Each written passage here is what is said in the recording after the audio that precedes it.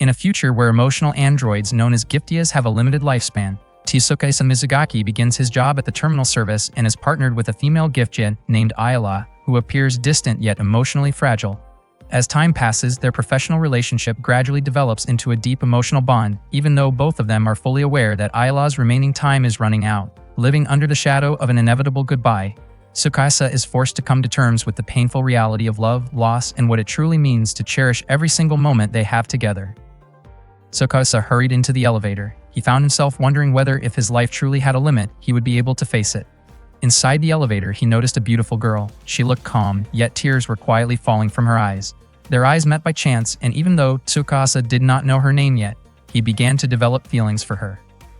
Tsukasa's destination was the main office of PsyCorp. After getting properly dressed, he headed to the information desk to ask where the terminal service department was located. To his surprise, the room was behind the main building, which meant he had to step outside, walk around, and head to the back. When he arrived, Tsukasa was shocked to find that his workplace was much smaller than the main office. He quickly entered and introduced himself to everyone there. The atmosphere felt awkward as everyone looked at him with curiosity.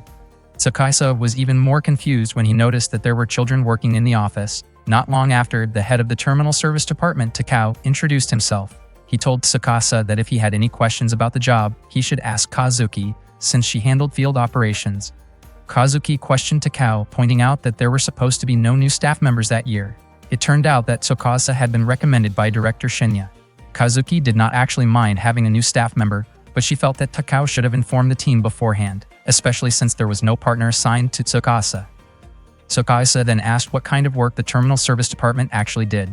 Apparently, Director Shinya had not explained anything about it to him. Kazuki asked whether Tsukasa knew about the androids developed by Psy. Tsukasa said he was aware of Giftia, androids with artificial souls created by the company, but admitted that he had never seen one before.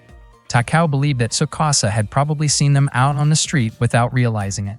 There were also Giftia working in the office. Among them were Constance, Sari, and Zack. Suddenly, an employee named Ren startled Tsukasa and introduced himself as a regular human. Tsukasa realized that he could not tell the difference between Giftia and humans. Kazuki explained that a Giftia's lifespan was limited to 81,920 hours, which was about 9 years and 4 months. Once that time was up, their memories and personality would begin to break down. At that point, the terminal service team would visit the owner's home to retrieve the Giftia. The retrieval process was carried out by a team consisting of 1 human and 1 Giftia. Unfortunately, there was no Giftia assigned as Tsukasa's partner. Not long after, a girl named Ayla entered the room. She turned out to be the same girl Tsukasa had seen in the elevator. Takao suggested that Ayla become Tsukasa's partner, but Kazuki objected. Takao insisted that Ayla was highly experienced and the top retriever. Kazuki became upset, believing that sending Ayla into the field was not a good idea. Surprisingly, Ayla accepted the assignment, which left everyone else confused. Tsukasa could not understand why Kazuki was being so overprotective. After changing his clothes, he approached Ayla. They introduced themselves, and Tsukasa asked what she had been thinking about in the elevator earlier. Unfortunately, Ayla did not understand his question. Suddenly, Zack appeared and told Michiru that it looked like Tsukasa liked Ayla since he had been holding her hand the whole time. Michiru called Tsukasa inexperienced and warned Ayla to be more careful, as she believed Tsukasa might be misunderstanding the situation. Tsukasa denied it, but Michiru had already been assigned to train him. The 4 of them soon got into a car and headed to their destination.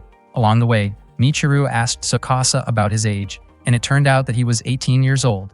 Zack mentioned that Michiru was 17, which annoyed her. She quickly emphasized that even though Tsukasa was older, she was still his senior at work, so he needed to follow her instructions. Zack added that Michiru had only been working there for a year and even brought up how Kazuki had scolded her before. Hearing that, Michiru snapped at Zack. Tsukasa then asked Ayla why both Giftia and humans were required for the job. He learned that their roles were divided into marksman and spotter. The Giftia handled negotiations with the owners, while the human acted as the spotter, supervising their partner's actions. Tsukasa was surprised to realize that his role was mostly observational.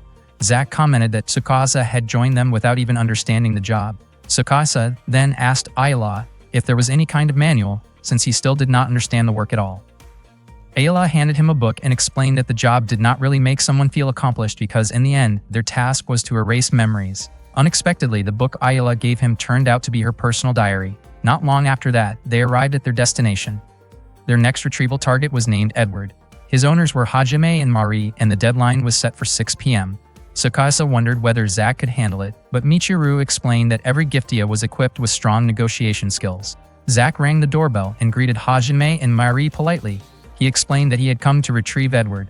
Hajime and Mari welcomed him warmly and expressed their hope that Zack would take good care of Edward. Tsukasa found it surprising that someone as mischievous as Zack could act so kind and respectful toward others. Before leaving, Edward expressed his gratitude to Hajime and Mari for taking care of him. They would always consider him their son. The farewell was deeply emotional.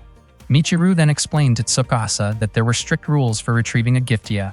First, the owner had to sign a consent form, and second, the owner had to be present during the retrieval. Zack proceeded to erase Edward's memories, and Hajime and Mari were heartbroken as they watched him leave. Tsukasa asked why the owner needed to be present during the retrieval. Michiru clarified that it was related to protecting privacy. A Giftia's memories contained a lot of personal information about the owner, which could potentially expose their private life. After that, Edward's body was handed over to the authorities. Tsukasa noted that there did not seem to be anything physically wrong with Edward, but Michiru explained that Edward's memories had already become unstable, and his personality would completely disappear within 12 hours. She made sure Tsukasa understood the responsibilities of the job, adding that he would be assigned 3 retrievals that week. Tsukasa thought the job sounded easy, but Michiru called him inexperienced and reminded him that not all owners were willing to sign the consent form. They then headed to the next house. As expected, the owner this time was cold and refused to sign the agreement. The Giftia they needed to retrieve was named Nina, and the owner was Chizu. The deadline was 5 days away. Michiru revealed that she had already visited the house 3 times, but Chizu still refused to sign. Tsukasa asked what would happen if the owner continued to refuse until the deadline. Michiru firmly stated that they would find a way to complete the retrieval no matter what. That day, Michiru decided to step back and assign the task to Tsukasa instead. He was surprised, but Michiru reassured him that Ayala was a veteran and would know how to handle the situation. At that moment, Ayala stood silently in front of the door, looking hesitant. Tsukasa even began to wonder whether she truly understood her job. Michiru believed that Ayala likely did understand her role, although she had never actually seen Ayala in action out in the field. Ayala then asked Tsukasa to ring the doorbell and call for the owner. There was no response, although faint footsteps could be heard inside. Suddenly, Ayala ran off after spotting their target fleeing together with the owner. She immediately moved to intercept them, jumping down from an upper level and landing near a pile of trash as she continued the pursuit. When they returned to the office, Takao scolded them because the neighbors had filed a complaint about the damaged trash area caused during the incident. Michiru explained that they had successfully secured the target, but Takao still reprimanded them, reminding them that they should handle their work more carefully to maintain a good reputation. Not long after, Kazuki showed up and firmly warned Tsukasa not to push Ayala too hard. Tsukasa felt intimidated by Kazuki's tone. Michiru also received a scolding from Kazuki, which made Tsukasa wonder if there was something special about their relationship. Michiru explained that Ayala and Kazuki used to be partners. She realized that the situation had not been Tsukasa's fault and said she would talk to Kazuki about it. Tsukasa was confused by Michiru's sudden change in attitude. According to her, if Tsukasa ended up quitting, it would reflect poorly on her as a trainer.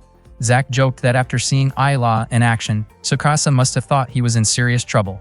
Michiru got annoyed hearing that, but Tsukasa denied it. Starting the next day, Michiru assigned Tsukasa a task to handle on his own. He seemed unsure, especially since the Giftia's owner was known to be difficult to deal with. Suddenly, Ayala approached him and asked him to let her take on the difficult assignment instead. The next day, Ayala and Tsukasa went to Chizu's house. Ayala invited him to have some tea together, but Chizu refused and shut the door again. The following day, they came back once more, and she offered tea along with some cookies, yet Chizu still turned them down, unwilling to waste his time. The day after that, Ayala and Tsukasa returned again, and this time Ayala brought some honey. However, Chizu, still as stubborn as ever, rejected her and refused to listen to anything she had to say. Later that day, Ayala was watering some plants when Tsukasa asked Michiru whether Ayala might be feeling discouraged. Michiru admitted she was not entirely sure. Tsukasa then approached Ayala and asked if the herbal plants she was tending had been grown by her. With a slightly gloomy expression, Ayala explained that the plants she had were chamomile, thyme, and rosemary. Her expression reminded Tsukasa of the time he had run into her in the elevator before. Ayala reassured him that she was fine, but Tsukasa still asked her not to push herself too hard. The deadline to retrieve Nina was the next day, and Tsukasa believed Chizu would be even more stubborn than before. Ayala responded by saying that she had a job and a purpose in life, and that she already had a plan for the next day. The next day, Tsukasa and Ayala returned to Chizu's house again. This time, Chizu shouted that he would never hand Nina over to them. even though Ayala had brought plenty of food. Earlier, Michiru had asked them to handle Nina's retrieval, but Tsukasa realized that they had not made any real progress. He started to think they needed another approach.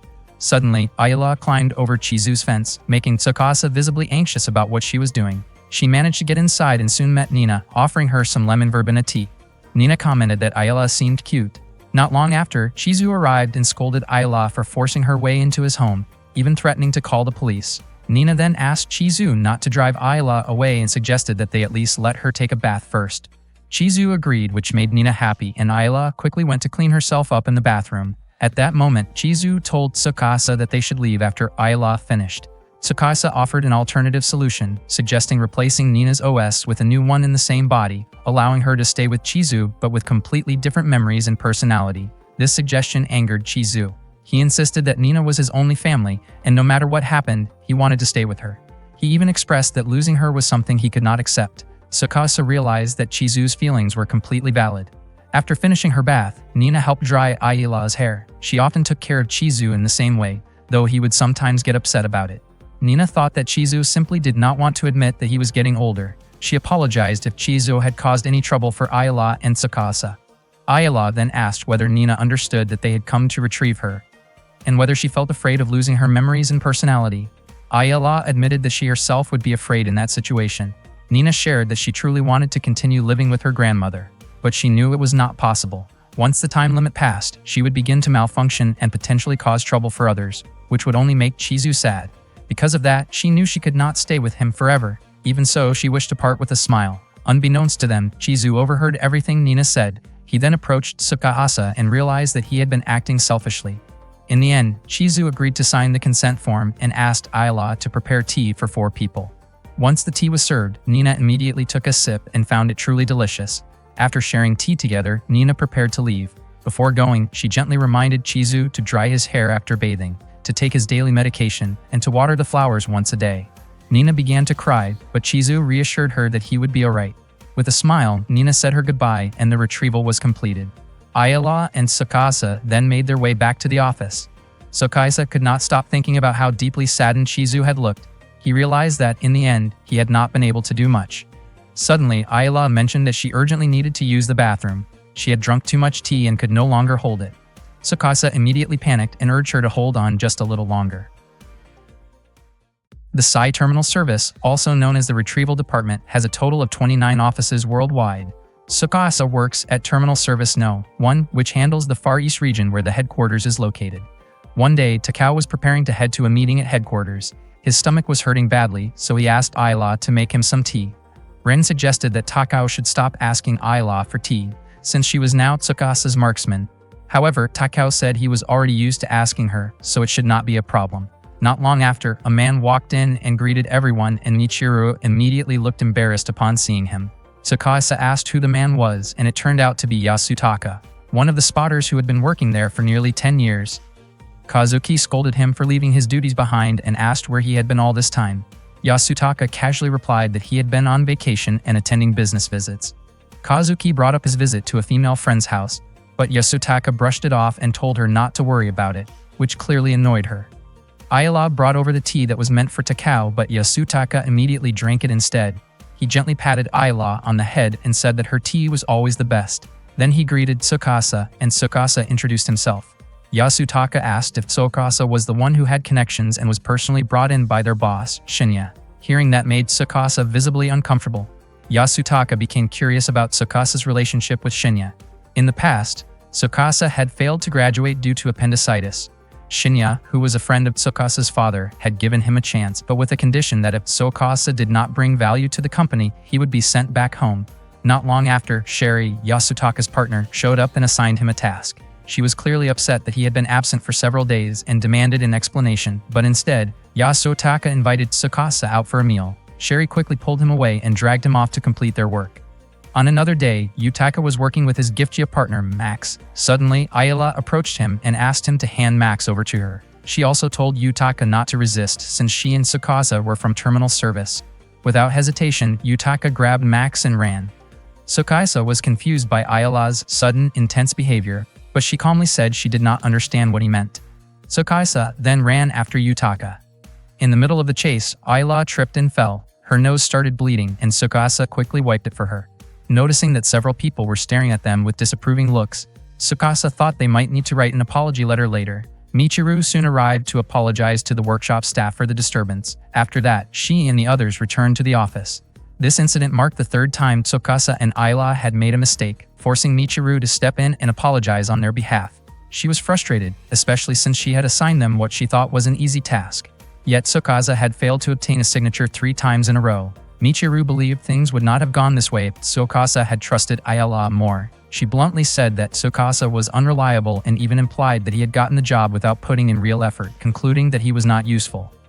Ayla tried to defend him, but Tsukasa chose to apologize instead and promised that he would be more careful moving forward. Back at the office, Michiru was still upset with Tsukasa, but she began to wonder if she had been too harsh on him. Zack commented that Michiru often spoke at length without thinking things through, only to regret it afterward.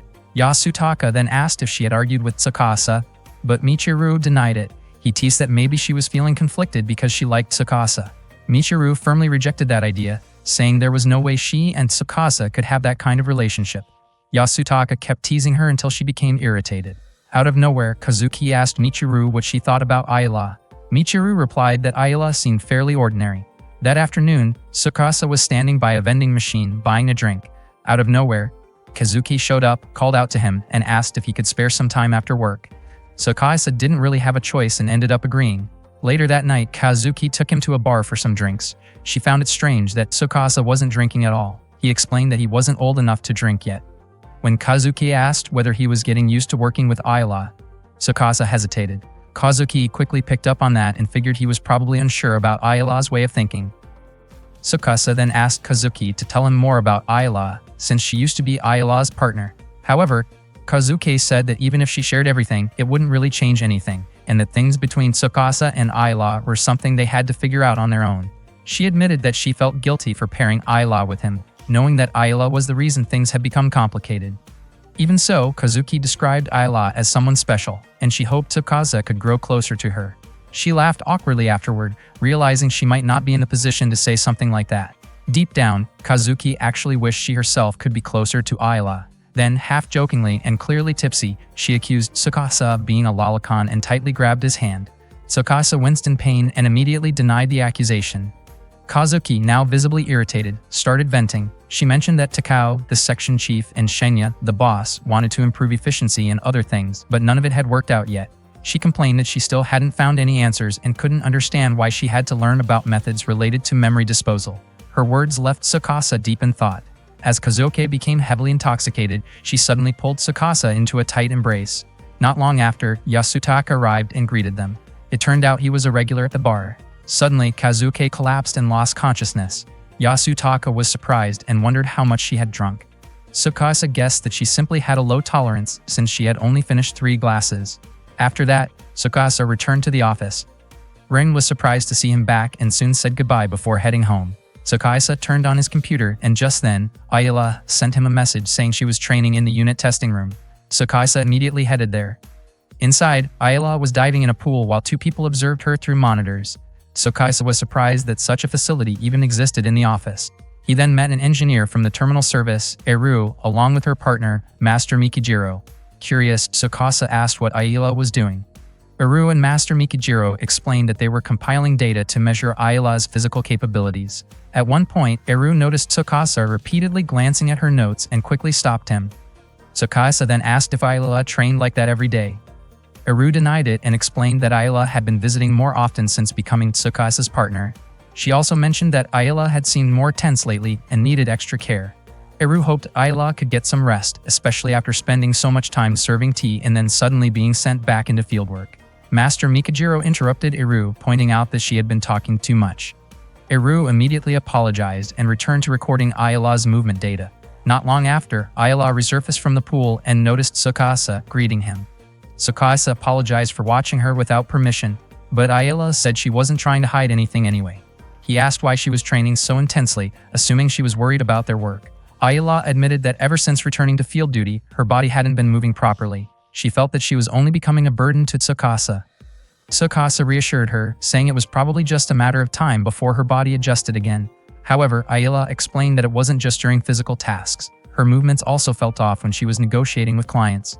Tsukasa asked why that was happening, and Ayala suddenly mentioned that she hadn't properly warmed up. Tsukasa didn't quite understand what she meant, and Ayala became visibly embarrassed after saying it. As a marksman, she didn't want to keep causing problems. She even said she would be willing to disband their team if Tsukasa ever got tired of her. In response, Tsukasa quickly finished the tea Ayala had prepared and explained that he believed in following the manual since it was important for work. From that point on, he tried searching for guidance in the manuals, but it seemed pointless because none of them offered specific answers for their situation. In the end, he realized he would just have to adapt to whatever came their way. Tsukasa then offered to handle negotiations himself. Even though a spotter's role was to supervise the marksmen, he believed that since they were a team, they should support each other. He promised to help Ayala until she could adjust again. He encouraged her to give it a try, and Ayala agreed. Tsukasa decided that he would create his own kind of manual moving forward. After that, Ayala excused herself to go to the restroom. Before leaving, she thanked Tsukasa and promised that she would keep trying her best. Meanwhile, Tsukasa quietly encouraged himself to stay determined as well. That night, Michiru could not stop thinking about Tsukasa. She felt like the team made up of Tsukasa and Ayala was not reliable. The next morning, she greeted Ayala and asked what she thought about Tsukasa. Tsukasa gave her a sharp look, and Michiru quickly clarified that she did not mean anything strange by asking. She simply wanted to know if Ayala felt uncomfortable being partnered with him, since lately it seemed like Ayala had been pushing herself too hard. Michiru suggested that Ayala should refuse to be Tsukasa's partner if she truly could not handle it. However, Ayala firmly insisted that there was nothing to worry about, emphasizing that everything that had happened was her own fault and that Tsukasa was not to blame at all. Michiru grew irritated and found it hard to believe that Ayala had no fault whatsoever. Ayala quietly expressed her hope that Michiru would not get angry at Tsukasa. Not long after, Michiru noticed Tsukasa talking with Constance. She walked over and asked what they were discussing. Constance explained that Tsukasa had asked a rather unusual question. He wanted to know what someone should be thinking about during negotiations with a Giftia's owner. Hearing that, Michiru scolded him. She explained that Giftias have hearts, just like their owners, and that their job was not simply about retrieving them. If they treated it that way, they would only cause more pain. The most important thing was to understand the feelings of both the Giftia and the owner. She added that this approach was something their terminal service team followed, even though it often frustrated headquarters, and that Tsukasa needed to put it into practice. Tsukasa thanked her for the advice, and Michiru brushed it off as nothing special. After that, Michiru called Zack to head out for work, but Zack seemed hesitant, pointing out that they had already handled a lot that day and wondering why she was in such a rush. Still, Michiru pulled him along anyway. Before leaving, she apologized to Tsukasa for speaking harshly earlier. Tsukasa was surprised to hear that from her. Meanwhile, Ran and Takao watched the scene from above. Takao commented that Michiru seemed unusually fired up for so early in the day, while Ren suggested that she might just be going through a difficult phase. Takao then found himself thinking about his own daughter, who no longer wanted to talk to him. That night, Tsukasa still had not gone home, as he was preparing something for the next day.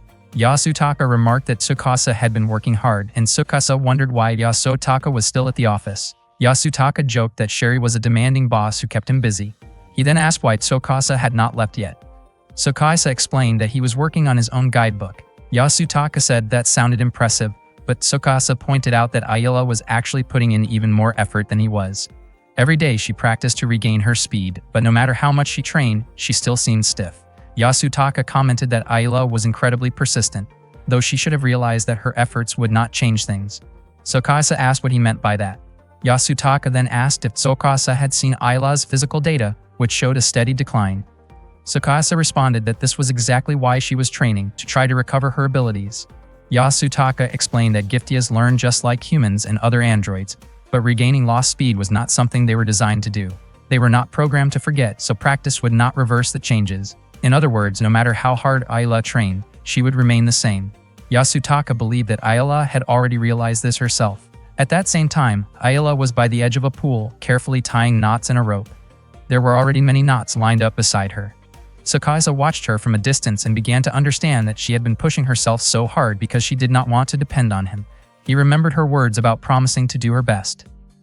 The next day, Tsukasa and Ayala returned to see Yutaka. Yutaka looked frightened and tried to run away, but Tsukasa stopped him and calmly introduced himself as part of the Sai terminal service, there to remind him about Max's retrieval date. He apologized for startling Yutaka during their previous visit. This time, they were able to carry out the negotiation in a calm and friendly manner. After Max finished his work, he agreed to the retrieval. Although visibly saddened, Yutaka was willing to sign the necessary documents. In the end, Tsukasa and Ayla successfully completed their mission that day. Later that afternoon, Yasutaka spoke with Kazuki about their report. Kazuki admitted she had not expected the two of them to perform so well. Then, Yasutaka suddenly brought up something serious. He wondered if Kazuki had told Tsukasa that Ayla only had about 2,000 hours left. One night, Tsukasa was spending time with Ayla, but she had been unusually quiet the whole time. He gently asked if she was hungry or if there was anything she wanted to eat, offering to go get it for her. Instead, Ayla asked if he wanted some tea.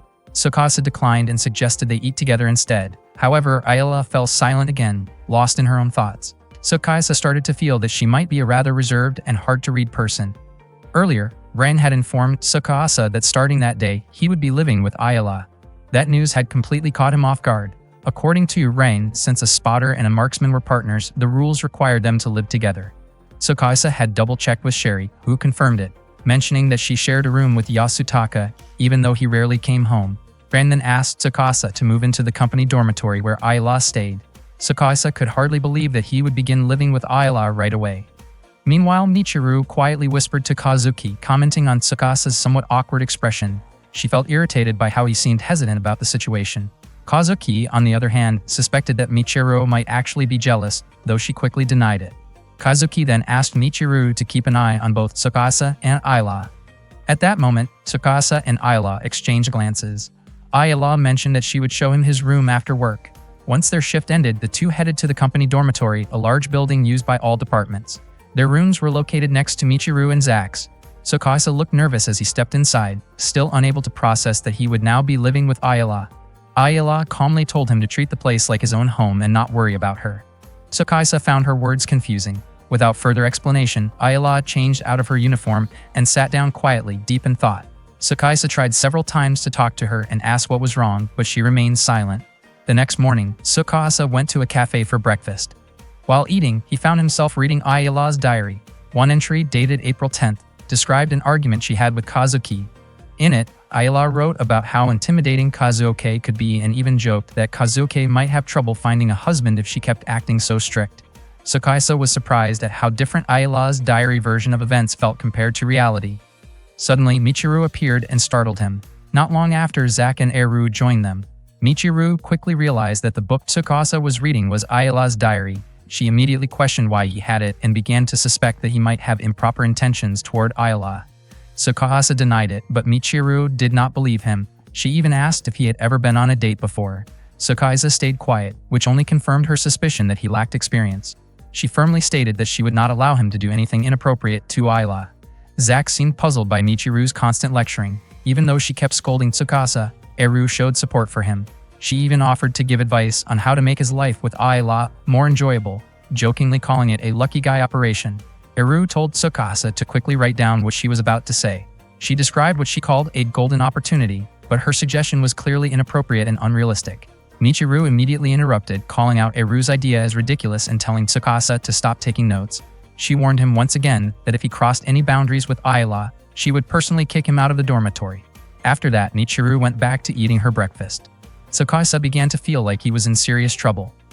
Eru then said that since she had given him advice, she expected something in return. She asked Tsukasa to convince Ayla to wear a dress that she had made. According to Eru, Ayla had never accepted gifts from anyone before, even though Eru had tried many times without success. Later, Tsukasa returned to his room. For a brief moment, he considered opening the bathroom door, remembering Eru's suggestion, but he quickly stopped himself. Suddenly, Ayla came out of the bathroom, startling him. Tsukasa immediately insisted that he had not seen anything. Ayla did not respond and simply continued getting dressed. At the office, Tsukasa seemed unusually unmotivated. Ren noticed and asked if he was having trouble adjusting to life in the dormitory. Tsukasa admitted that he could not understand what Ayla was thinking. Shortly after, Ayla quietly served him tea and then walked away, leaving him surprised by her distant behavior. Tsukasa later explained to Ren that Ayla tended to ignore him while they were in their room. Ren suggested that Tsukasa should try to show that he was dependable. If he could prove himself as someone she could rely on, Ren believed that Ayla would eventually open her heart to him. While in his room, Tsukasa tried to talk to Ayla, who was sitting quietly by herself. However, she refused to respond to him. Trying to distract himself, he started doing pull-ups and lifting a barbell with enthusiasm. Unfortunately, he lost control and the barbell slipped, crashing into the wall and damaging it. Hearing the loud noise, Michiru immediately came to check on him. She was clearly annoyed when she saw Tsukasa without a shirt and assumed he was acting inappropriately. The next day, Tsukasa shared the incident with his coworkers. Takao warned him to stop putting on those overly macho displays in his room, explaining that what he really needed was better communication. Meanwhile, Rain quietly whispered to Zack, pointing out that Takao himself seemed troubled lately because his daughter found him intimidating. Zack even mentioned how Takao's daughter had asked for her father's laundry to be separated. Despite that, Takao still offered Tsukasa several pieces of advice, confidently assuring him that things would work out if he followed them. Back in the dorm room, Ayala once again sat quietly, lost in thought, while Tsukasa prepared to cook. Earlier, Takao had told him that a man who could cook was impressive. Tsukasa asked Ayala to try his cooking later, feeling confident because he had followed Takao's instructions. However, things quickly went wrong when the flames suddenly flared up. Panicking, Tsukasa shouted, which triggered the automatic fire extinguisher. Hearing the commotion, Michiru rushed over again. Tsukasa, still panicked, asked her how to turn off the system. The following day, Tsukasa told everyone about what had happened. Constance encouraged him not to stay discouraged and asked what he thought he should do next. When Tsukasa turned the question back to him, Constance suggested that being gentle with Ayala was important.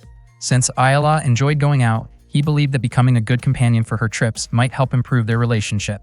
Later in the dorm, Ayala once again sat quietly before heading to the bathroom. Tsukasa noticed her clothes scattered on the floor and tried to pick them up so she would not trip over them. While doing so, he slipped, rolled, and bumped into the wall. Hearing the noise, Michiru came to check again, only to witness another situation that made Tsukasa seem suspicious in her eyes. The next day, Constance suggested that Tsukasa try giving Ayala flowers. Tsukasa followed the advice, bought some flowers, and gave them to her.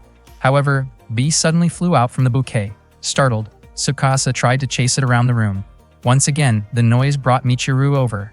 When she saw the bee land on Tsukasa's nose, she immediately reacted and swatted it away. The next day, Rain suggested that Tsukasa try wearing something different to gain Ayala's trust. Tsukasa ended up wearing a dress made by Aru. He asked Ayala for her opinion on his appearance and even struck a pose like a hero protecting the world. Unfortunately, he lost his balance, hit a table, and fell. As expected, Michiru came to check on the disturbance once again. The following day at the office, Tsukasa told everyone about the previous night. Yasutaka pointed out that Tsukasa might not actually be at fault, since he had not yet learned how to understand a girl's feelings. He suggested a questionable secret technique, but Tsukasa did not seem convinced. That night, Tsukasa tried once more to talk to Ayala, but she simply offered him some tea instead. He nodded and she went to prepare it. Suddenly, Ayala stumbled, and Tsukasa quickly caught her. They ended up in an awkward position as he supported her. For a brief moment, Tsukasa remembered Yasutaka's advice, but he chose not to follow it. Hearing the noise again, Michiru came to check the room. She could not understand why Tsukasa caused disturbances almost every night. Seeing the situation, she became upset and scolded him. The next day, as usual, Tsukasa shared the story with his coworkers. Zack showed understanding, recognizing how challenging it could be for Tsukasa to live together with a girl.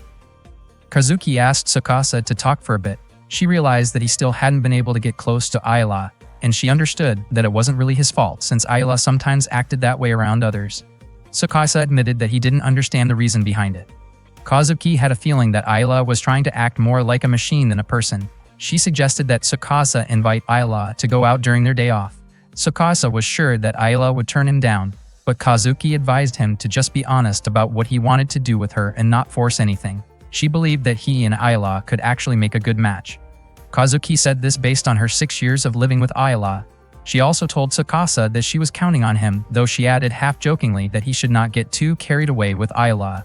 Tsukasa agreed to do his best. While sitting in the car, Tsukasa kept thinking about what he should say to invite Ayala out. Not long after, Ayala arrived and startled him a little. They quickly headed to their next Giftia retrieval location. On the way, Tsukasa asked if she would accompany him the next day to look for a gift for a coworker. To his surprise, Ayala immediately agreed. The next day, they went to the city center. Even though Tsukasa had successfully invited Ayala out, he still had no idea what he should actually do. He found it odd that Ayala was wearing her uniform and asked if she had any other clothes.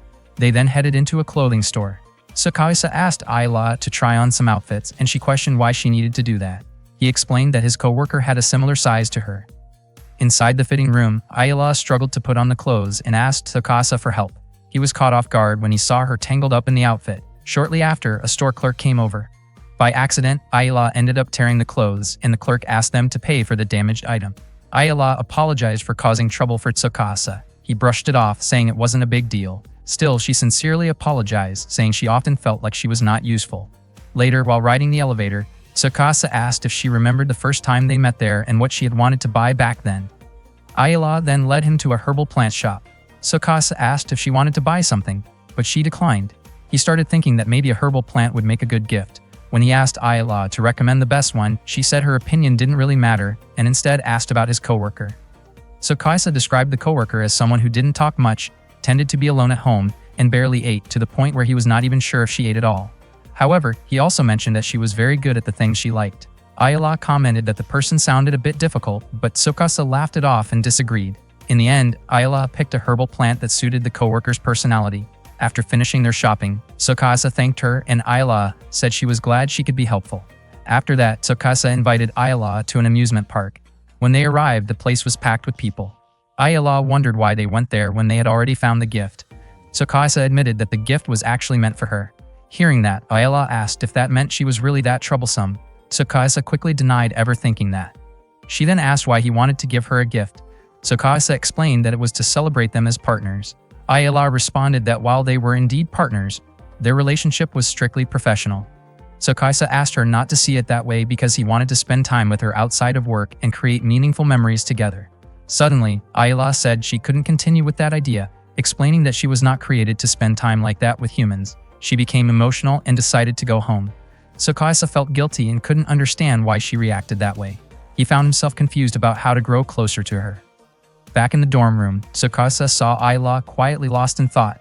He wondered if she had always preferred being alone, especially since Eru had once mentioned that Ayala had never received a gift from anyone.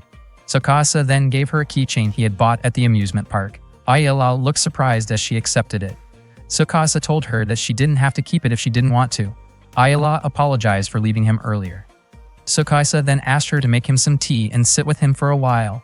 That night, even after Tsukasa had fallen asleep, Ayala continued to look at the gift he had given her.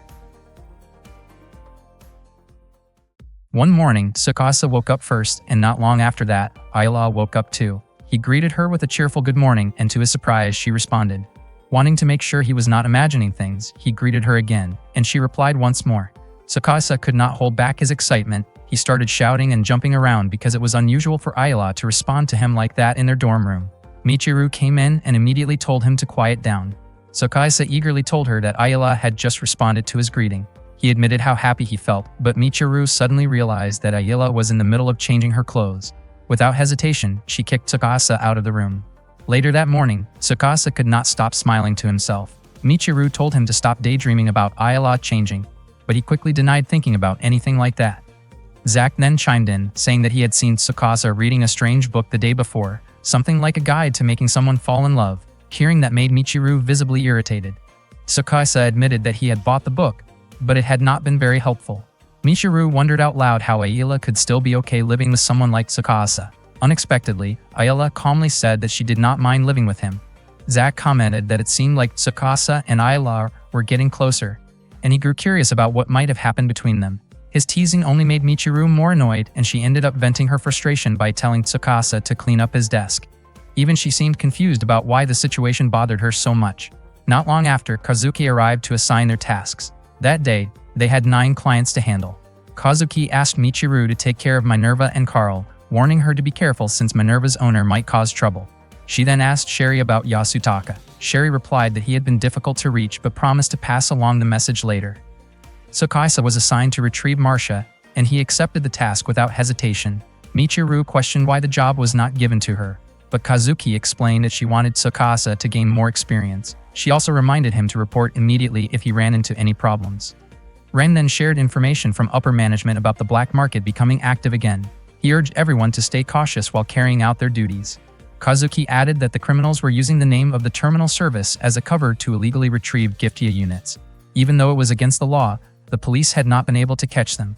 Rain reminded the team to report anything suspicious right away, and Takao emphasized the importance of working efficiently. Tsukasa and Ayala then headed to their destination. Along the way, Ayala explained about children who had lost their biological parents and were raised by androids. In this case, the owner of the Giftia named Marcia was a boy named Soda. In many ways, Marcia had taken on the role of a mother figure for him. When they arrived at the apartment, Marcia greeted them warmly. Tsukasa introduced himself and Marcia immediately hugged Ayla after meeting her. She invited them inside and mentioned that Sota had not returned from school yet. She then offered them some tea while they waited. Looking at the photos on the wall, Tsukasa noticed how close Marcia and Sota seemed. Marcia described Sota as a somewhat spoiled child. She quietly expressed concern about whether he would be able to live independently after she was gone. Sota's biological parents had passed away 3 years earlier. According to Marcia, they had been wonderful people who even treated her like part of the family. She often went shopping with Sota's mother during holidays, picking out clothes for Sota and his father, since his father was not very good at choosing outfits. Sota's mother had a strong presence and was well known around the neighborhood, while his father was equally impressive in sports. He would often take Marcia and Sota out for jogging together.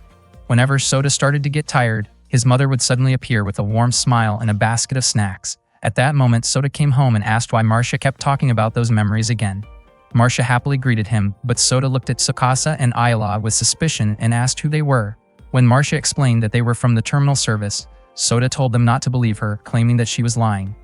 Tsukasa calmly asked Sota to sign the agreement papers. Sota questioned whether it would be enough if he just wrote his name.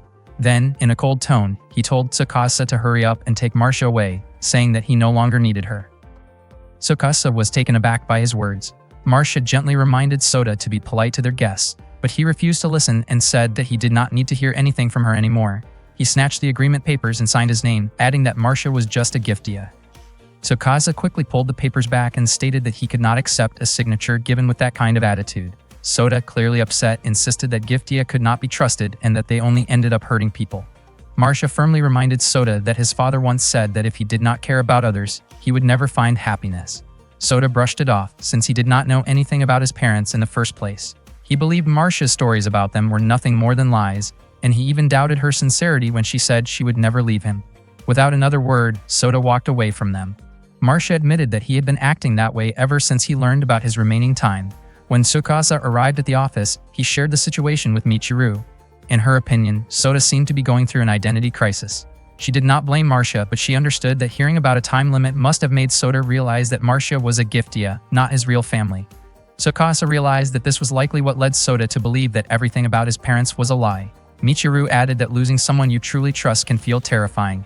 When Tsukasa asked what they could do, Michiru suggested that the solution might be helping Sota believe in what he truly loved. She even offered to help Tsukasa, which made him very grateful.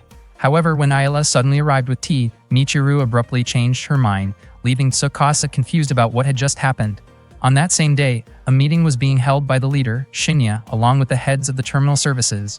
He acknowledged that most of them had been working hard to reduce expenses, except for Takao, the head of terminal service No-Own. Shinya pointed out that Takao's department had spent nearly 5 times more than the others. Takao promised to improve efficiency and explained that the budget had been used to enhance service quality and employee wages. Shinya was not interested in hearing any more explanations. He instructed Takao to prepare a detailed route plan before the next meeting and warned that if there was no improvement, he would take action himself.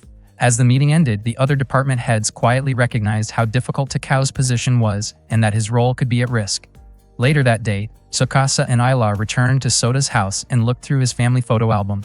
They came across pictures from Sota's 5th birthday, and it turned out that the next day would be his birthday again. Marcia explained that the strawberry tart in the photo had been made by Sota's mother, and it tasted so good that Sota had almost finished it by himself. Tsukasa wondered how Sota could not remember any of it when the photos still existed. Marcia thought it might be because Sota had gone through emotional shock. After losing both of his parents, he had been in denial, but Marcia kept trying to make sure he did not believe those memories were fake. Not long after, Tsukasa found a strawberry tart recipe tucked inside the album. Marcia was thrilled since she had never figured out how to make it before. Tsukasa recalled Michiru's advice about helping Sota believe in what he loved. He then told Marcia that he and Ayla would help make a strawberry tart for Sota's birthday the next day. Marcia happily agreed with the idea and planned to decorate the entire room, recreating the warm smiles seen in the photos. She even asked Ayla to show her a smile, saying that Ayla would look even sweeter if she smiled more. Back in her dorm room, Ayla quietly reflected on what Kazuke had once said, that she would never forget the memories they shared while working together, but that they could no longer be partners and that it was for the best. Ayla then tried to smile and observed her reflection in the mirror. The next day, Ayla asked Tsukasa if their plan would really make Sota happy. She was ready to follow whatever decision Tsukasa made. Soon after, Sota left the house for school. while Tsukasa and Ayala prepared to carry out their plan. On his way, Sota noticed a young child happily spending time with his mother. Michiru approached him and introduced herself. She explained that she had also been raised by a Giftia, so she understood how he felt. She encouraged Sota to trust his memories, especially those from the past 3 years, believing that he still remembered them. However, Sota ran off, insisting that those memories were fake and that he could not trust them. Meanwhile, Tsukasa, Ayala, and Marcia started their cooking session. Marcia asked Tsukasa about his experience in the kitchen. He admitted that just the day before he had tried making a flambe but ended up burning it. Not long after, the doorbell rang and Marcia quickly went to answer it. Tsukasa and Ayala worked together to prepare the ingredients for the cake. Tsukasa carefully measured the butter on a scale. Soon after, Michiru arrived and immediately picked up the recipe. She seemed unsure about Tsukasa's abilities and worried that he might burn the cake again. Tsukasa was surprised to see both Michiru and Zack, especially since Michiru had refused to help the day before. She explained that she had changed her mind and decided to help Marcia instead. Marcia felt relieved, especially since Tsukasa did not seem very confident in cooking. Michiru quickly took charge, measuring and mixing the ingredients with ease. Marcia noticed how skilled she seemed and learned that Michiru had been cooking since she was young, mainly because she used to cook for her father. Michiru then started giving instructions. She told Tsukasa to sift the flour, while Ayala and Zack were asked to clean the strawberry stems and decorate the room. Tsukasa sifted the flour a bit too aggressively, which made him start sneezing. Michiru grew irritated, calling him a beginner and scolding him before showing him the proper technique.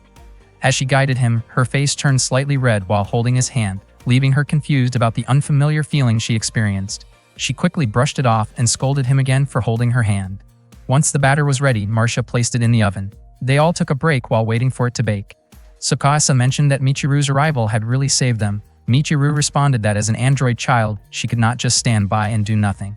Tsukasa then asked what she meant when she said she understood Sota's feelings. Michiru explained that her father, whom she called her guardian, had been retrieved 3 years ago. Her situation was the opposite of Sota's. She had been raised by her father alone for many years and had done everything she could to stay with him. Her father had become what was known as a wanderer. After 81,920 hours, Giftia begin to lose their personality and memories. Within about 10 hours after that, they rely only on instinct. In some cases, they may unintentionally harm humans.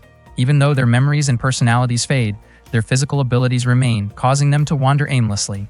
That is why they are called wanderers. Retrieving a Giftia after they become a wanderer is considered a very difficult and distressing situation, which is why retrieval must be done on time to prevent it.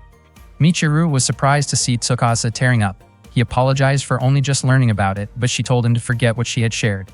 At that moment, Zack commented to Ayala that Michiru seemed like a caring guardian figure. He also noted that she had been the one to step in and help Tsukasa, suggesting that she might have been a bit too eager to act like his senior.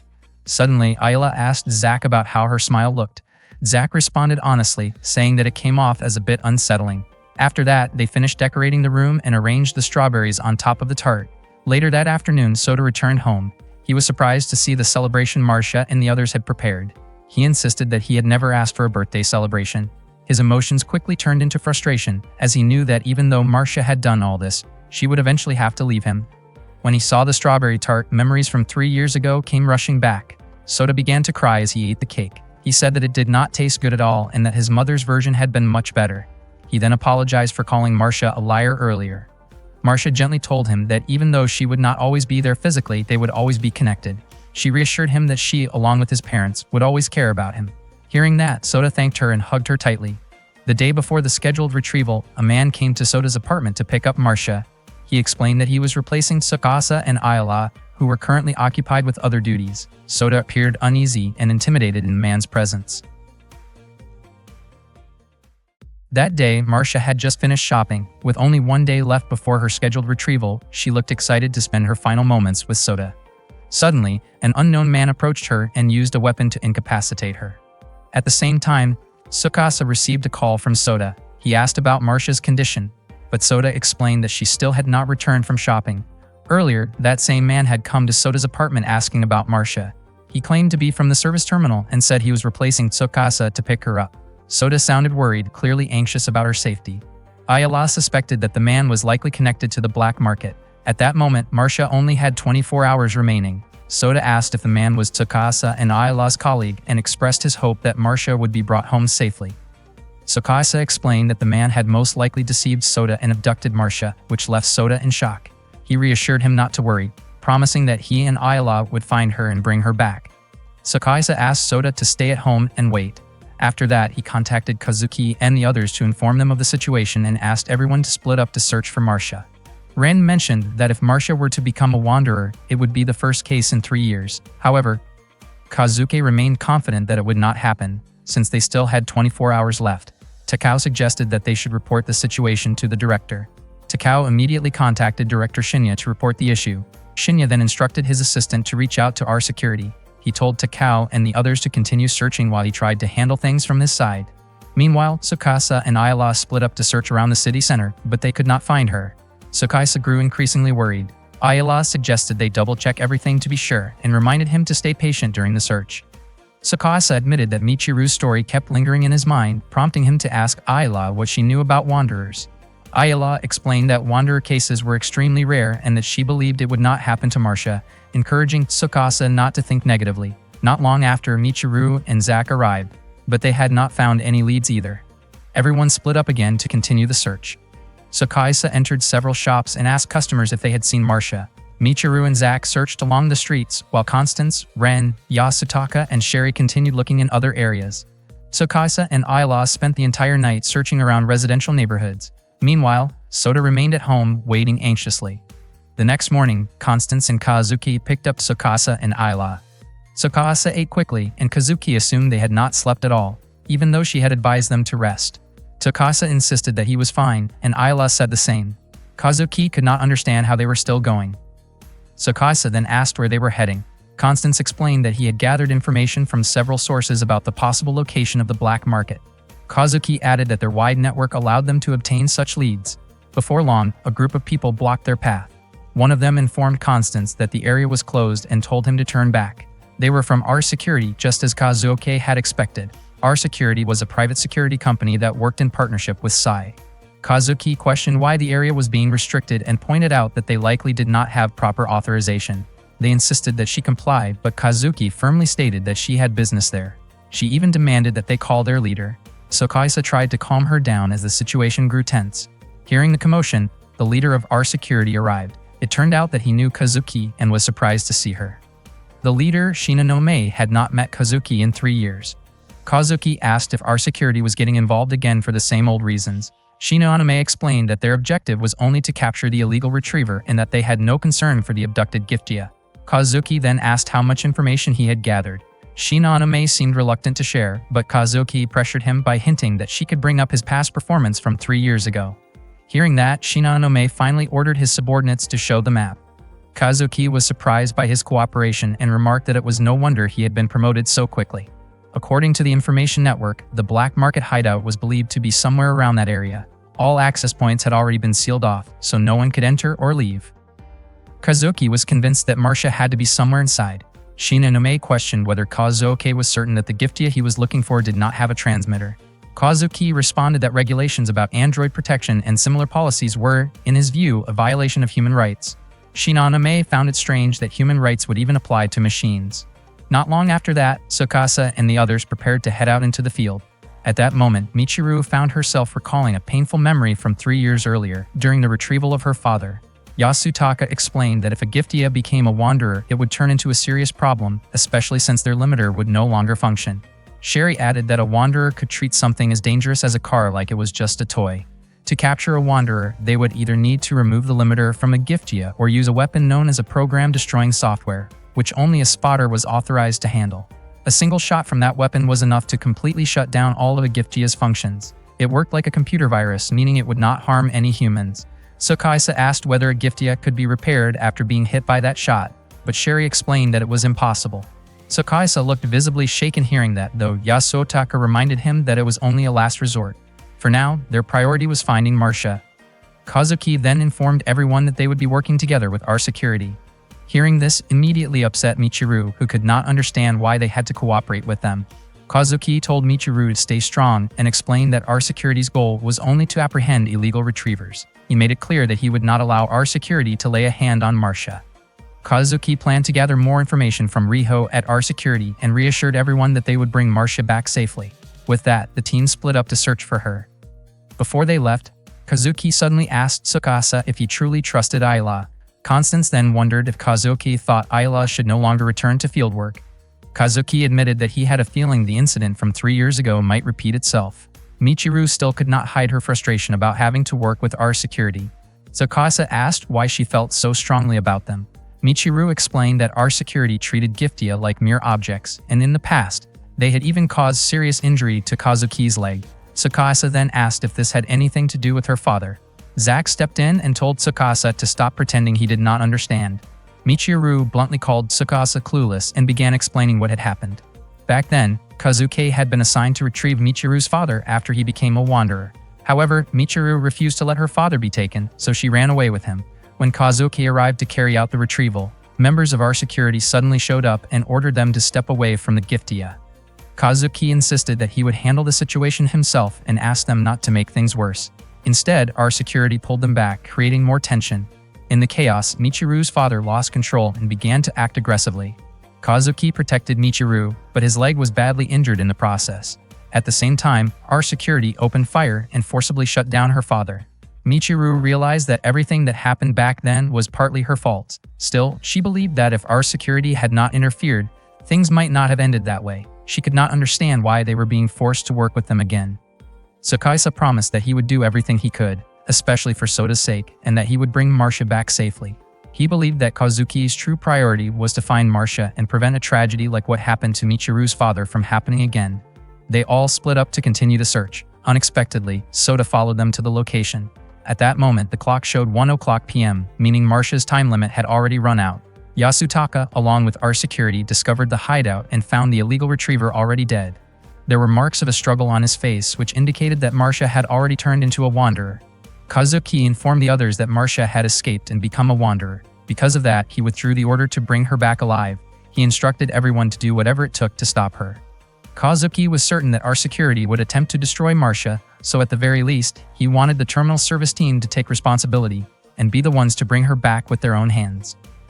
Tsukasa could not understand how things had ended up like this. Ayala asked him to stay quiet if they found Marcia, because she wanted to handle everything herself. She told him to just do what he could while stopping Marcia was her responsibility. The two of them then ran off to search for her. Tsukasa felt frustrated, especially since he had promised to bring Marcia back safely. Suddenly, Marcia's body lunged forward and crashed into Ayala, knocking both of them to the ground. Tsukasa was shocked to see Marcia, but Ayala quickly warned him not to come any closer. He remembered what Michiru had once said, that a Giftia who had passed 81,920 hours would begin to lose her personality and memories. Ayala prepared her weapon and stood her ground. She believed that Marcia's remaining memories were causing her pain. Out of nowhere, Soda appeared and called out to Marcia. Tsukasa was confused about why Soda was there. Marcia seemed sad for a moment, but her expression suddenly turned unsettling. She cried out and knocked Ayala down again, then moved toward Soda. Soda froze when he saw her condition. Tsukasa told Soda to run, but before he could react, Marcia grabbed him and ran off with him. Tsukasa immediately reported to the others that he had found Marcia in District B4 and that she had taken Soda. Kazuki was shocked to hear that Soda was involved and quickly asked about Ayala's condition. Tsukasa admitted that she was not doing well. Kazuki told them to hold on, saying she would send technicians right away. She also reminded Tsukasa not to let Ayala push herself too hard. Michiru and Zack quickly headed toward District B4. Tsukasa grew worried about Soda, knowing they could not just stand there and wait. Ayala insisted that she was fine and asked him to go after Marcia together, but Tsukasa refused to let her overexert herself. When Ayala tried to stand, she stumbled and nearly fell. She did not want to hold him back, so she asked him not to take over her role, reminding him that they were a team. Tsukasa gently supported her as they continued searching for Marcia. He began to realize that Ayala truly wanted to make Soda happy. From Ayala's perspective, having beautiful and joyful memories did not always lead to a happy ending. The more precious a memory was, the more painful and frightening it could become, both for the one leaving and the one left behind. Tsukasa finally understood that this fear was what made Ayala hesitate to create memories in the first place. Meanwhile, Kazuki stopped Shinonome, who had been monitoring the Wanderer situation. Shinonome insisted it was his responsibility, but Kazuki refused and asked him to give the terminal service team a chance to handle it. Shinonome protested, but Kazuki immediately brought up the injury in his leg as leverage. Annoyed that she kept mentioning it, he reluctantly agreed to give them 30 minutes. Tsukasa and Ayala eventually found Marcia again. Ayala looked weak and Tsukasa stepped forward, ready to handle the situation himself. Ayala warned him that it was dangerous, but Tsukasa told her not to worry. He approached Marcia and tried to talk to her. He promised that he would save her and protect Sota. He hoped that if even a small part of her memories remained, she would listen. He reminded her of how she had always protected Sota and stayed by his side. Marcia seemed to struggle as those memories surfaced. Tsukasa reached out his hand and asked her to take it, hoping to bring everything to a peaceful end. Just as it seemed like he might succeed, Sota suddenly regained consciousness and called out to her. In that instant, Marcia's behavior shifted again, and she lifted Sota off the ground.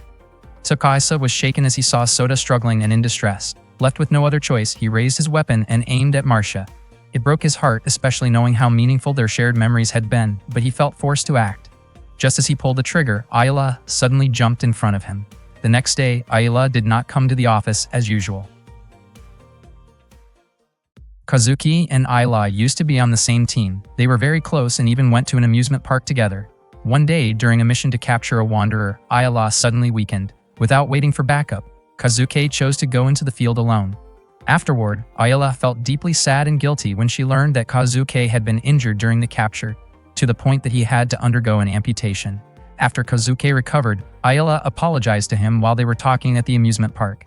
Kazuki said that he would never forget the memories they shared while working together. But he also made it clear that he did not want to be Ayla's partner anymore. After that, he left their dorm room, leaving Ayla visibly heartbroken. On that day, Ayla woke up in the infirmary. At the same time, Kazuki thanked the terminal service team for their help in handling Marcia's case. Even though the outcome was difficult, at least they had managed to prevent civilians from getting involved in the incident. Takao relayed a message from Director Shinya, saying that they were able to track down the black market's hideout thanks to assistance from our security. Kazuki said that he could not blame Tsukasa and Ayla for what had happened, since it was an accident. Earlier, Tsukasa had been forced to shoot Marcia's body in order to protect Sota, who was being choked. Marcia weakened and collapsed, and not long after that, Ayla also lost consciousness. Tsukasa kept thinking about the incident, which left him lost in thought.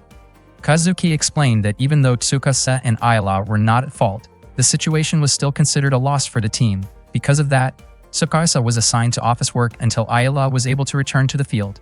From that day on, Tsukasa spent his time handling office duties. At night, he went to the infirmary to stay by Ayla's side. When Ayla woke up, she saw Tsukasa asleep nearby. Mikijiro approached and mentioned that Tsukasa had insisted on staying with her, describing him as stubborn. After checking the monitor, Mikijiro said that Ayla would be able to move again the next day, although her treatment would still take a few more days. After Mikijiro left, Ayla looked at Tsukasa as he slept. She remembered Kazuki's words about no longer wanting to be her partner. Gently, she brushed Tsukasa's head. Not long after, Tsukasa woke up thinking it was already morning. Ayla told him it was still late at night and suggested that he should rest in the dorm instead. Tsukasa expressed how relieved he was that Ayla was okay. She had been asleep for 2 full days, and he mentioned that Mikijiro had warned him not to get too close to her. Still, Tsukasa admitted that he had been very worried. Ayla asked about Marcia and Sota, and Tsukasa explained that Kazuki and the others had helped him handle everything. Ayla apologized for not being able to do anything and asked if Tsukasa was alright. Tsukasa thanked her for worrying about him. He smiled and said that he was fine. Ayla could not understand how he was still able to smile because the memory of what happened to Marcia and Sota kept replaying in her mind that night. The next day, Eru reminded Ayla that she had not fully recovered yet and asked her to return to the infirmary after work. Eru was very enthusiastic and said she would take great care of Ayla. That morning, Ayla returned to the office and everyone greeted her warmly. Takao asked her to prepare some tea and apologized for always assigning her that task. Not long after, Tsukasa arrived and smiled when he saw Ayla back at work. Suddenly, Yasutaka invited Tsukasa to hang out that evening, joking about making the night fun. Tsukasa replied that he was still underage. Sherry scolded Yasutaka for making such remarks so early in the day. Michiru commented that both Yasutaka and Tsukasa were being inappropriate and warned Zack not to follow their example. Yasutaka grumbled that the girls in the office were difficult to deal with. When he noticed Ayla looking at him, he wondered if she might actually like him. Ayla calmly responded that she had not heard anything he said. Hearing that, Yasutaka dramatically claimed that his heart was shattered. He kept trying to persuade Tsukasa to join him later, while Tsukasa asked him to let it go. Ayla continued watching Tsukasa, so distracted that she accidentally spilled the tea and soaked Takao's documents. After finishing up the cleaning, Ayla returned to her seat. Tsukasa greeted her with a warm smile, mentioning that it felt a little strange since they had gone to the office separately that day, even though they had always gone together before. Out of nowhere, Ayla commented that Tsukasa's smile was beautiful. That caught both Tsukasa and Michiru off guard. Tsukasa looked visibly embarrassed by the compliment, while Michiru seemed genuinely confused. Later, in the student infirmary, Michiru asked Ayala if Tsukasa had done anything unusual to her. She assured Ayala that she would be on her side no matter what. Eru even added that she would not forgive Tsukasa if he had been teasing Ayala. The two of them urged Ayala to explain everything. Ayala admitted that she had been thinking about Tsukasa all the time, and without realizing it, she had started paying attention to him wherever he went, even though she had never really noticed him like that before. Michiru could not quite understand what was going on, but Eru confidently said that it was called love. Hearing that left Michiru shocked. Eru promised that she would help Ayala. In her opinion, they needed to observe Tsukasa more closely to understand his lifestyle. Michiru called it stalking, but Eru brushed it off, saying it was only natural to want to know everything about someone you liked. She even mentioned that she had gone through something similar herself. Eru then made a plan to start observing Tsukasa the next day. Michiru acted uninterested, but when the time came, she still ended up joining Eru and Ayala. The three of them watched Tsukasa from the rooftop using binoculars. Eru wondered what Tsukasa was reading. Ayala believed it was her diary. Eru found it strange that Ayala would let him read something so personal.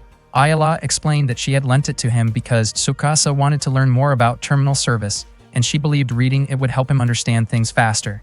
Eru pointed out that a diary usually revealed a lot about a person, and she admitted she was curious enough to want to read it herself. Ayala, however, felt that her diary was not particularly interesting. Suddenly, Eru's binoculars were knocked out of her hands by an unexpected hit. It turned out that Sherry was the one responsible. She had spotted someone watching the office and suspected it might be a stalker, possibly even someone connected to the black market who could pose a serious threat. Ren commented that if it were truly someone dangerous, the main headquarters would likely be the real target. Yasutaka noted that Sherry was being extremely cautious. Sherry simply replied that her alertness was influenced by Yasutaka. Eru was shocked by what had just happened, and Ayala did not expect Sherry to be even more intimidating than Kazuki. Still, Eru refused to give up over something like that. She quickly came up with another plan to keep observing Tsukasa and invited Ayala to join her again. Michiru felt like she wanted to stay out of it this time. From then on, Eru and Ayala kept following Tsukasa wherever he went. They watched him at a cafe and even peeked in while he was helping Constance in the storage room. Constance warned Tsukasa to be careful because the load he was carrying was heavy. As expected, the box filled with documents turned out to be quite heavy. That night, Ren and Tsukasa accompanied Kazuki to a bar for drinks. Kazuki encouraged Tsukasa to drink as well, but he chose to have juice instead. Not long after, Ren told Tsukasa that he needed to head home right away because he was worried his wife might get upset. Kazuki became irritated and scolded Tsukasa for sounding too preachy. Eru and Ayala were there, quietly watching everything unfold. Tsukasa eventually returned to his dorm room late at night, but Eru and Ayala continued to follow him. Things took an awkward turn when Tsukasa suddenly shouted in shock after noticing Eru in the men's bathroom. Sherry immediately dragged Eru back to her room. Michiru could not believe things had escalated like that, and she told Ayala that she should not have gone along with Eru's plan. Ayala, however, said that Eru had genuinely been trying to help her. Michiru then asked why Tsukasa had been on Ayala's mind so much. Ayala admitted that she did not fully understand it herself, but she started feeling that way after the incident involving Marcia. Michiru reflected that Tsukasa did seem strong in situations like that. Ayala wondered if she had forgotten something important, and she questioned whether humans were naturally capable of forgetting things so easily. She also could not understand what Tsukasa had been feeling at that time. Michiru then explained that she and Kazuki had gone to see Soda to talk about Marcia's situation, but Tsukasa had already been there. Even though he was supposed to be handling office work, Tsukasa had chosen to go there instead, just to personally apologize to Soda. When Tsukasa met Soda, Soda asked where Marcia had gone. He felt upset because he had not even gotten the chance to say goodbye to her. As Soda dropped the photos filled with their memories, he questioned whether Tsukasa had not promised to bring Marcia back to him. Tsukasa broke down in tears and apologized, while Soda cried loudly, unable to accept that Tsukasa had not reunited him with Marcia. After that, Kazuki scolded Tsukasa and told him to stop getting involved. Michiru called Tsukasa foolish, believing that he would never forget what had happened, and maybe he did not even want to forget it. Ayala wondered why Tsukasa kept smiling despite everything. Michiru admitted she did not know either, but thought it might be because he was hurting. Ayala was a little surprised to see that Michiru could show such kindness. One night, Yasutaka visited an exclusive bar and unexpectedly ran into Shinya there. Shinya found it odd, since he thought Yasutaka preferred louder places. Yasutaka explained that he had only passed by Sluchino. He then asked whether Shinya was the one who got our security involved in Marcia's case. Shinya simply said that he had his own way of handling things. Yasutaka commented that being in a high-ranking position at a company seemed like it could give someone a headache. Meanwhile, Ayala had completed her medical checkup. Mikijiro confirmed that there were no more issues with her body. Kazuki asked if that meant Ayala could return to field work the next day, and Mikijiro agreed, telling Ayala to go back to the dorm. Kazuki reminded her not to push herself too hard. Ayala hesitated, asking if Kazuki was really okay with letting her return, since she kept causing trouble. Kazuki replied that whether Ayala caused trouble or not was something Tsukasa would decide. Then Kazuki handed Ayala her ID card. Ayala returned to the dorm, but Tsukasa was not there. She waited for him for quite a while. While waiting, she picked up one of his books titled How to Make a Girl Fall in Love. After a long time passed and Tsukasa still had not returned, Ayala went to the office. There she overheard Tsukasa talking with Kazuki. Kazuki mentioned that since teaming up with Tsukasa, Ayala seemed to have changed, although she also looked very exhausted. Tsukasa thought it might be because she had not worked in a while. Kazuki believed that Ayala's change was thanks to Tsukasa, which made him happy to hear. Then Kazuki suddenly revealed that Ayala only had about 1,000 hours left, roughly 1 month. Tsukasa was shocked. Kazuki explained that when the time came, they would retrieve Ayala just like any other Giftia. He clarified that he did not mean to make Tsukasa feel overwhelmed, but he needed to know Tsukasa's decision, whether he would continue working with Ayala or end their partnership and wait for a new Giftia. If Tsukasa chose Ayala, then in 1 month their time together would come to an end. Ayala felt heartbroken as she listened, but then she heard Tsukasa firmly decide to stay with her until the very end. He admitted that he could not imagine being with anyone else. Kazuki asked if he was truly sure, and Tsukasa confirmed his decision without hesitation. Hearing that, Ayala felt both happy and deeply moved. She returned to the dorm, prepared some tea, and waited for Tsukasa to come back. Not long after, Tsukasa arrived and his face lit up with happiness when he saw Ayala had returned. He mentioned that he should have been the one to pick her up and welcomed her back. Ayala responded with a gentle smile. They sat together, chatting and drinking tea. Ayala then asked what Tsukasa wanted, whether he needed something to eat, wanted to take a bath, or needed her help with anything. Hearing that, Tsukasa choked in surprise and wondered if Ero had taught her to say things like that. Ayala denied it, explaining that she had learned it from his book. Realizing that, Tsukasa became flustered and reacted in embarrassment. That day, Tsukasa could not stop thinking about Ayala's limited lifespan that Kazuki had mentioned earlier. He decided that he wanted to stay by Ayala's side until the very end. With that in mind, he planned to ask her out on a date. That morning, Tsukasa was surprised to see Ayala hanging clothes out to dry. He did not expect that she had washed all of his laundry. Ayala brushed it off as nothing important. Tsukasa reacted in panic when Ayala was about to hang his underwear. He quickly took it from her and said that he could handle his own laundry, but Ayala explained that doing the laundry was part of her responsibilities. Tsukasa pointed out that they usually used a laundry service, yet Ayala said she simply felt motivated to do it herself. He insisted that she did not need to wash something that personal, but Ayala calmly said she did not mind. Feeling flustered, Tsukasa gathered his things and hurried back into his room. At the office, Tsukasa told his co-workers that he wanted to ask Ayala out. Rain initially advised against it. Zack brought up how Ayala had once left Tsukasa alone at the amusement park, suggesting things might not go well. Constance felt Zack did not need to bring that up again. Takao suggested that Tsukasa should give Ayala some space, warning that rushing things might make her uncomfortable. On the other hand, Yasutaka fully supported Tsukasa's decision and even asked Constance to share some advice on how to ask a girl out. Constance believed that honesty was what mattered most and that if Tsukasa was straightforward about his feelings, Ayala would understand. Hearing that, Tsukasa smiled and felt more confident. When Tsukasa returned to his desk, he was surprised to see Ayala cleaning it. She explained that it looked a bit messy, so she decided to tidy it up. Tsukasa smiled, feeling a little guilty, but Ayala said it was simply part of being his partner. Tsukasa then asked about some papers that had been on his desk. Ayala explained that she had thrown them away, thinking they were no longer needed. It turned out Tsukasa still needed them. Shocked, Ayala immediately rushed to the trash to find them. Tsukasa said it was not a big deal, but Ayala kept searching until she found them. Even then, Tsukasa still could not bring himself to ask her out. Later that day, they carried out a field assignment together. Tsukasa mentioned that the job had gone better than expected. On their way back to the office, he said that he had something important to tell her. Ayala said she also had something important to say. Tsukasa became nervous and curious, wondering what it could be. It turned out Ayala had realized that they were lost and admitted that she had forgotten the way back. She became anxious and asked what they should do. Tsukasa laughed lightly and suggested using navigation. Ayala admitted that she had turned it off because she wanted to appear more capable. Tsukasa reassured her that using navigation would not make her any less impressive. That night, Tsukasa and his coworkers gathered in the restroom. wondering why he still had not asked Ayla out. Yasutaka questioned where Tsukasa's earlier enthusiasm had gone. Zack felt that Yasutaka might be pushing him too hard. However, Yasutaka believed that moments like this should not be missed and reminded Tsukasa that opportunities like this do not come often. He urged him to act. Tsukasa finally approached Ayla, while the others watched from a distance.